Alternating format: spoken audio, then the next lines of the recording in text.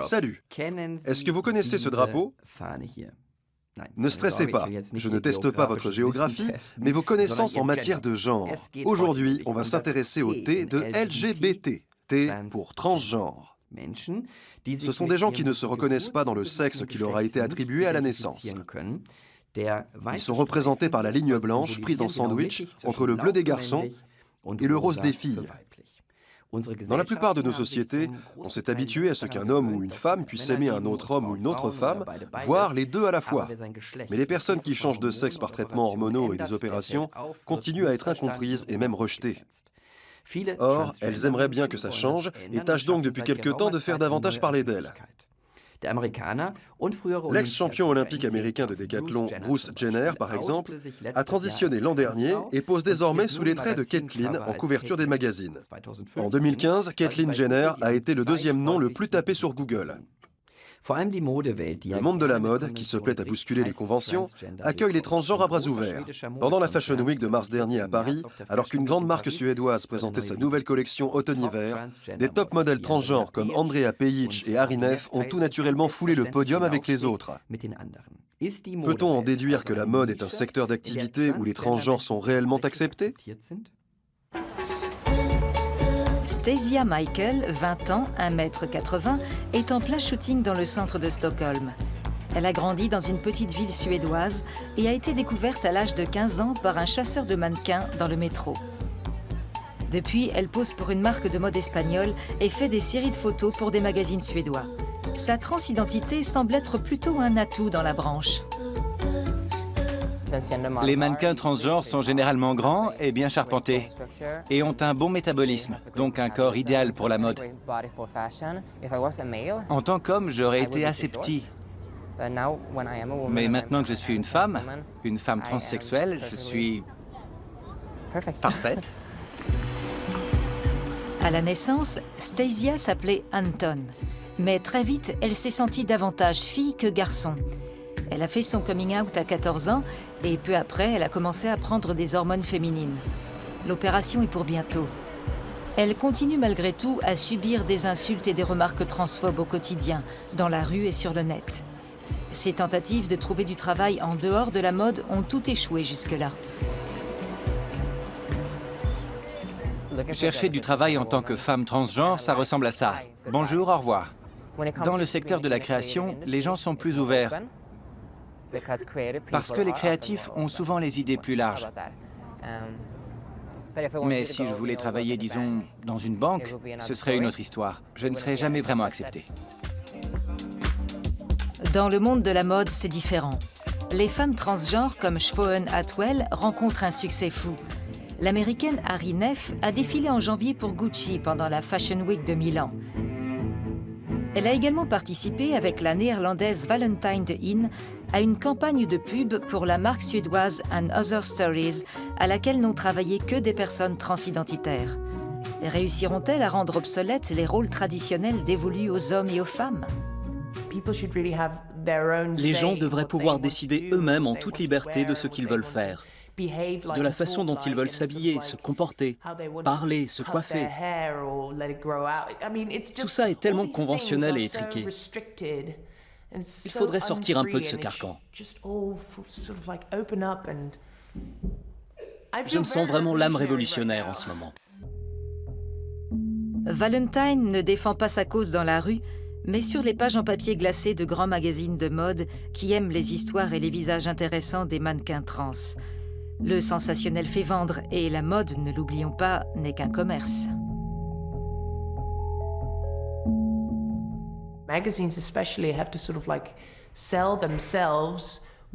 Ces magazines se vendent mieux avec des mannequins qui ont un peu plus à dire que des choses comme « Regardez mon joli visage et mon corps parfait ». C'est important d'être non pas uniquement un joli visage, mais une personnalité. Des histoires comme la mienne font vendre les magazines de mode parce qu'elles ont quelque chose de fascinant et un côté politique aussi. Pour Stasia également, travailler dans la mode revient à défendre la cause transsexuelle. Ayant été exposée à beaucoup d'hostilité tout au long de sa scolarité, elle se rend maintenant dans les écoles pour sensibiliser les enfants à la transidentité. Elle a aussi créé, avec quelques amis, un magazine appelé The New Issue. En juin, il sortira pour la première fois en version papier. On y parle d'hommes aimant se maquiller, d'intersexualité et, naturellement, des mannequins trans.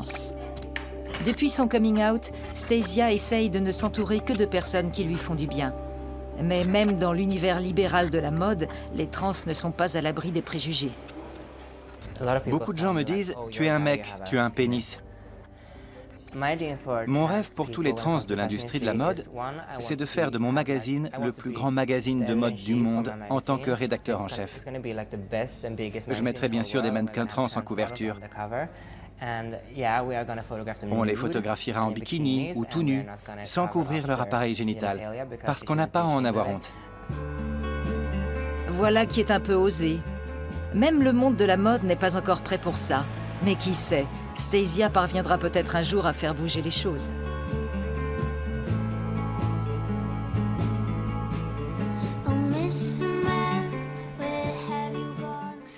Si les mannequins, musiciens et sportifs trans ont la cote en Europe, ils sont également célébrés en Turquie, où certains sont même devenus des superstars.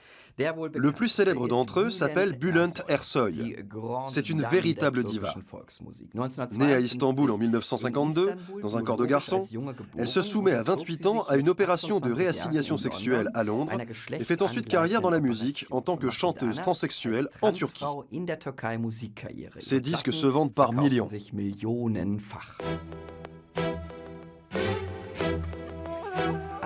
Mais c'est hélas l'une des rares exceptions qui confirme la règle. Il n'est certes pas illégal d'être trans en Turquie, mais dans ce pays musulman, cela continue à être tabou. La plupart des Turcs transgenres vivent en marge de la société et sont victimes de discrimination et de violence. Kemal Ördek est une femme transgenre. Elle dirige l'organisation Red Umbrella d'Ankara, qui s'engage pour les droits des transsexuels en Turquie. Selon ses estimations, depuis le début de l'année, plus de 200 personnes transidentitaires ont été victimes de violences. L'ONG affirme également qu'on assassine un transsexuel chaque semaine en Turquie. Kemal a elle-même été victime d'un acte criminel. L'an passé, 3 hommes se sont introduits dans son appartement et l'un d'eux l'a violée. Elle est allée à la police pour dénoncer ses agresseurs, mais les agents se sont contentés de lui rire au nez.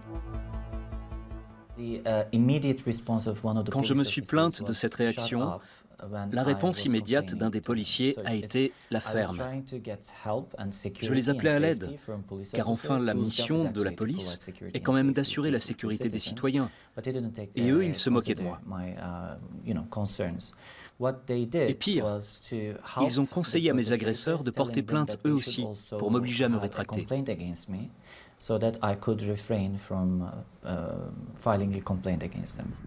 Selon Kemal, la police turque se montre très négligente vis-à-vis des actes de violence à l'encontre des personnes transgenres, quand elle daigne en faire cas.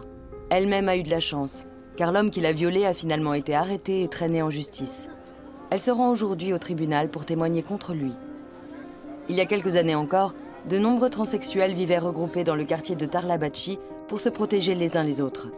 Mais le quartier a été rénové et ils sont maintenant éparpillés dans toute la ville. Cansel Darya a dû déménager elle aussi.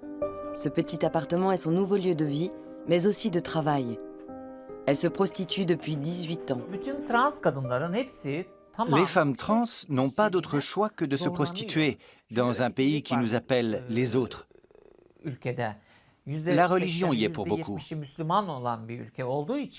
C'est drôle, on nous méprise et à la fois on nous vénère. La nuit, par exemple, lorsqu'on nous utilise pour assouvir des pulsions sexuelles, les clients sont tout gentils dans ces moments-là. Mais le matin, ils font toujours un commentaire méprisant avant de partir. Espérons que l'État prendra des mesures pour améliorer notre situation. C'est tout ce qu'on demande, de pouvoir vivre décemment, comme tout le monde. Michelle Demichevich a vécu décemment par le passé. Elle s'est fait opérer en 1999 et sa transidentité ne l'a pas empêchée de devenir journaliste pour la télévision. Reconnue à l'échelle nationale, elle est devenue un modèle pour la communauté trans de Turquie. Mais il y a 2 ans, elle s'est fait renvoyer, sous prétexte qu'elle refusait de présenter une émission sans rouge à lèvres. Par la suite, elle a subi une campagne de harcèlement sur Facebook et n'a jamais plus trouvé de travail.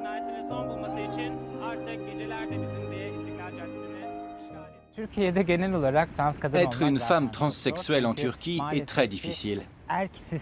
Nous vivons dans une société dominée par les hommes. Partout, ils sont aux commandes, dans la justice comme dans la culture. En tant que journaliste transsexuel, le monde entier m'a applaudi. Mais en Turquie, on n'a pas cessé de me dénigrer. Récemment, des gens m'ont craché au visage dans la rue. Est-ce que je vais devoir faire commerce de mon corps, moi aussi? J'ai encore assez d'argent pour tenir un mois tout au plus. Alors faut-il que j'aille voir un macro et que je me prostitue? L'audition de Kemal au tribunal d'instance d'Ankara s'est mieux déroulée que prévu. Un policier appelé à la barre s'est empêtré dans des contradictions et Kemal est bien entouré. De nombreux amis assistent à son procès. Ils m'ont dit qu'ils étaient venus pour me voir et me soutenir, et parce que la condamnation de mes agresseurs serait de bon augure pour la communauté trans tout entière. Ça signifierait que les magistrats nous comprennent.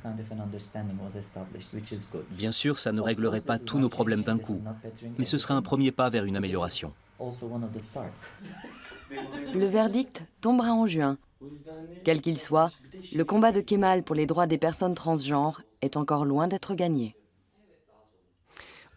Paradoxalement, il semblerait qu'Istanbul soit la ville qui abrite le plus de transsexuels ex aequo avec Berlin, même s'ils doivent y craindre pour leur vie jour après jour. Cela dit, les chiffres sont assez flous en matière de transsexualisme. En voici quelques-uns. Combien y a-t-il de transsexuels?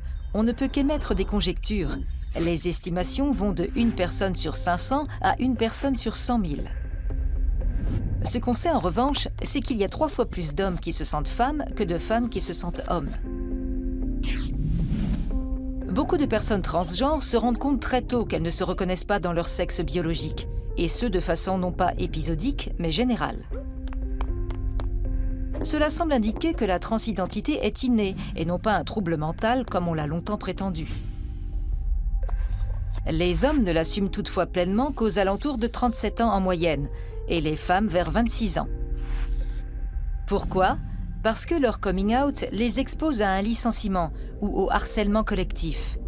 Un sondage révèle que 3 hommes transgenres sur 4 et 6 femmes transgenres sur 7 font l'objet de discrimination, renvois abusifs et brimades.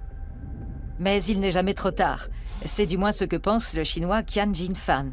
Après avoir joué le rôle de mari et de père de famille pendant des décennies, il a transitionné à 80 ans.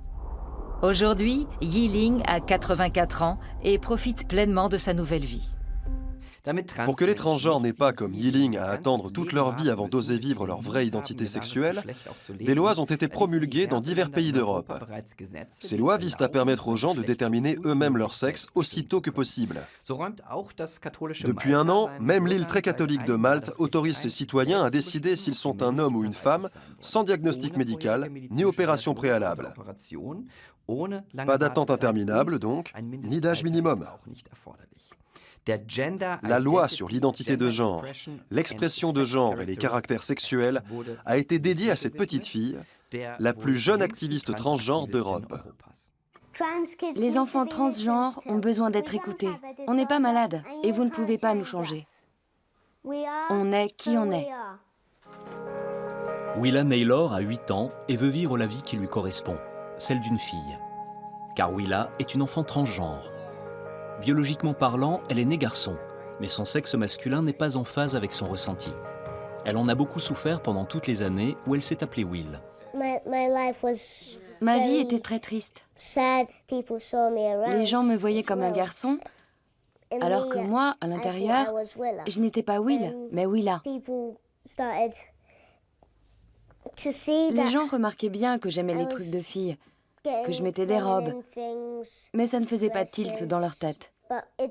Ils ne comprenaient pas qu'en fait, j'étais une fille. Elle était malheureuse quand on allait au parc et qu'elle rencontrait d'autres enfants. Du coup, elle ne voulait plus sortir, elle était toujours très angoissée. Un jour, elle n'a plus supporté et elle nous a parlé. À partir de ce moment-là, on l'a laissé porter des vêtements de fille à la maison et ça l'a apaisée. Willa avait 5 ans quand elle s'est confiée à ses parents. Peut-on être conscient de son identité sexuelle à un si jeune âge ? Certains pensent que ces enfants sont juste un peu perturbés, mais c'est faux. Si vous demandiez à Willa ce qu'elle était, elle vous répondait sans hésitation qu'elle était une fille. Après tout, moi aussi, à son âge, je savais que j'étais une fille. Les gens doivent comprendre que ce n'est pas une question de sexualité, mais de genre. Les parents de Willa ont accepté l'idée qu'elle était une fille et respecté son souhait de vivre comme telle. Ils ont même tout fait pour l'y aider. Il a fallu multiplier les visites chez le médecin et obtenir le soutien du ministère des Droits de l'Homme pour que Willa puisse être reconnue comme une fille à l'école il y a 2 ans. C'était une première à Malte. Depuis, elle est autorisée à porter l'uniforme scolaire féminin et à utiliser les toilettes pour filles. Les personnes de son entourage ont vite accepté que Will devienne Willa, les Maltais étant assez ouverts vis-à-vis de la transidentité. Nous sommes un petit pays et nous avons presque tous quelqu'un parmi nos proches qui appartient à la communauté LGBT. C'est pour ça que nous faisons preuve de tolérance et de compréhension. Les gens ont bien senti combien Willa était heureuse sous sa véritable identité et ils n'ont pas voulu la priver de ce bonheur. Du haut de ses 8 ans, Willa est devenue l'icône du mouvement transidentitaire à Malte. À ce titre, elle est invitée à une conférence de presse donnée à l'occasion du premier anniversaire de la législation maltaise sur l'identité de genre. Depuis que cette loi est passée, il y a 1 an, 45 personnes ont changé de sexe, soit plus de 2 fois plus que durant les 15 années qui avaient précédé. Bientôt, les citoyens de Malte pourront choisir leur sexe sur leur papier d'identité. Il est même question d'ajouter aux options masculin et féminin une case X pour sexe indéterminé. La ministre, Helena Dalli, veut accorder une reconnaissance juridique aux transsexuels et aux intersexuels. Des études montrent que ces gens font l'objet de discrimination et qu'il y a un fort taux de suicide parmi eux. Je pense que c'est parce que la loi ne les aide pas assez. En tant que législateurs, nous avons le devoir, au sein du gouvernement, de prendre conscience de ces réalités et de nous efforcer d'œuvrer pour que ces personnes aient une vie meilleure. C'est également dans cette optique que la famille de Willa s'efforce d'attirer l'attention de la population sur les besoins des personnes transgenres. On parle souvent d'eux dans les médias, et Willa ne se lasse pas de raconter son histoire pour encourager d'autres enfants transidentitaires et leurs familles. Avec l'aide de ses parents, Willa a créé un blog et même écrit un livre sur son expérience. À l'écouter, on croirait entendre une activiste professionnelle.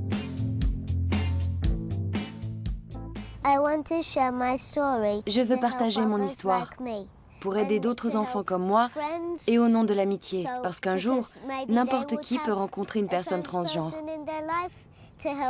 J'espère que ça aidera aussi les professeurs à mieux comprendre leurs élèves et les parents à mieux comprendre leurs enfants. Quand Willa arrivera à l'âge de la puberté, elle aura la possibilité de suivre un traitement hormonal pour bloquer l'apparition des caractères sexuels secondaires de son sexe biologique. Empruntera-t-elle cette voie? Elle seule en décidera le moment venu, avec le soutien de ses parents. Ça paraît déjà trop beau pour être vrai. Mais à Malte, il semble bien que tout le monde soit d'accord sur le fait que chacun doive décider librement de son sexe. À notre connaissance, personne ne critique cette loi. Qu'en pensent les jeunes Européens des autres pays? La Europinion. Je pense qu'en 2016, chacun devrait pouvoir décider de son sexe, ou en tout cas de l'identité qui lui correspond. On ne devrait même plus se poser la question. Aussi longtemps qu'on y réfléchira, ça voudra dire que ce n'est pas encore une évidence. Alors que finalement, pourquoi pas? On est libre, non?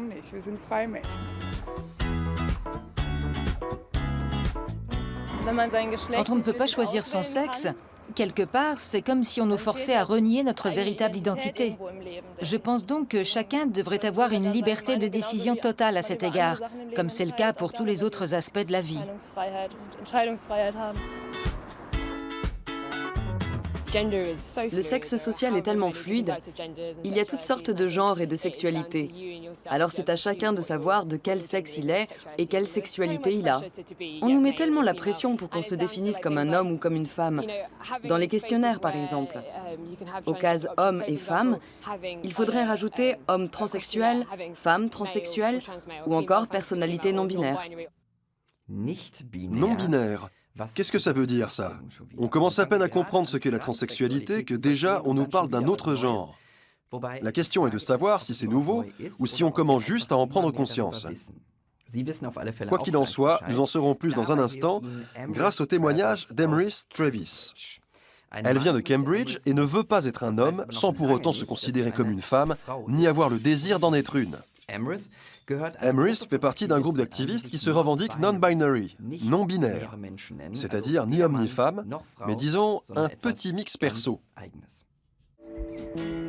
Un jour de printemps comme les autres à Cambridge. Emrys, Rosie et Tom préparent la prochaine étape de leur campagne.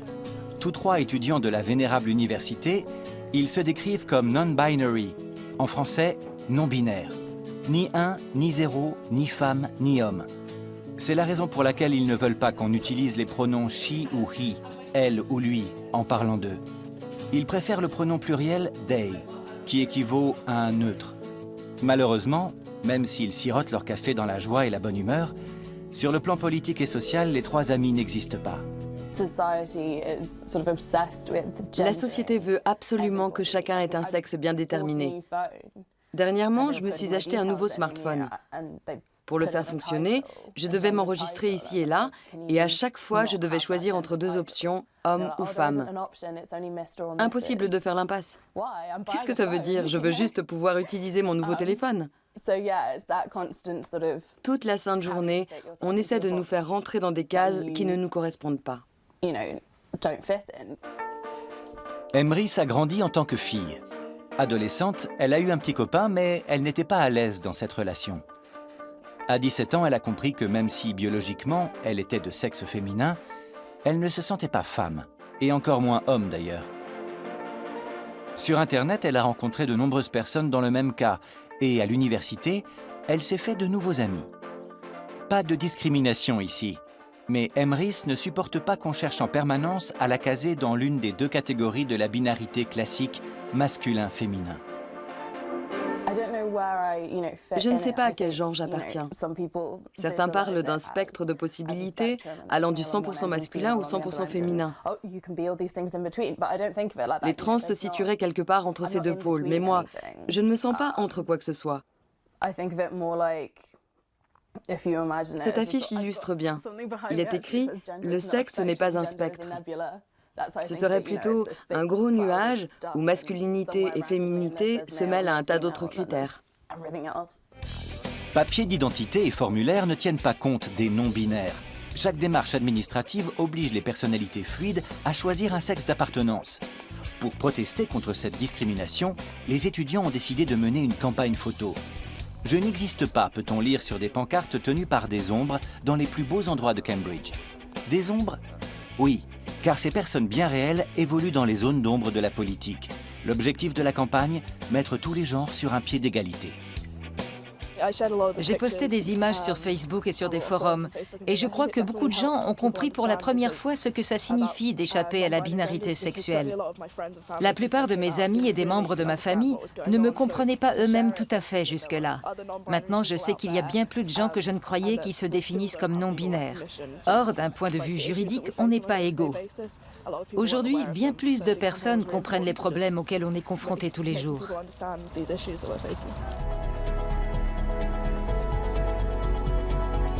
Sur Internet, des milliers de personnes expriment leur solidarité avec les non-binaires et les soutiennent dans leur lutte pour l'égalité des droits. Daniel Zeichner a décidé d'embrasser leur cause. Originaire de Cambridge, le député travailliste saisit l'occasion d'un match de foot en banlieue pour tenter de motiver ses concitoyens à rester dans l'Union. D'après lui, ce rattachement à l'Europe est indispensable pour consolider les droits des minorités comme les transgenres outre-Manche. En Angleterre, nous avons déjà d'assez bonnes lois en matière d'égalité. Mais il faudra bien sûr les renforcer. Ces amendements se font en accord avec la législation européenne. Alors nous sommes assez inquiets, car si la Grande-Bretagne venait à quitter l'Union, les conservateurs pourraient freiner le mouvement égalitaire en revenant sur les lois qui ont été promulguées ces dernières années. C'est une des raisons pour lesquelles je veux à tout prix que nous restions dans l'Union européenne.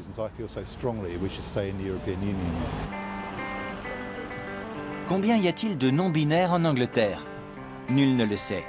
Mais le rapport qu'entretient le reste de la société avec eux témoigne de son degré de civilisation. Une minorité aussi pacifique et contrastée est-elle si difficile à accepter? Le gouvernement britannique laisse entrevoir aux non-binaires la possibilité d'établir de nouveaux passeports sans mention de sexe masculin ou féminin. En Allemagne, le sexe est inclus dans le numéro du passeport. Qu'en pensez-vous? L'Europe est-elle prête pour un troisième, voire un quatrième ou un cinquième sexe? Que vous soyez trans, queer, non-binaire ou cisexuel, écrivez-nous. Cisexuel, c'est quoi déjà ça? Ah oui, c'est le contraire de transgenre.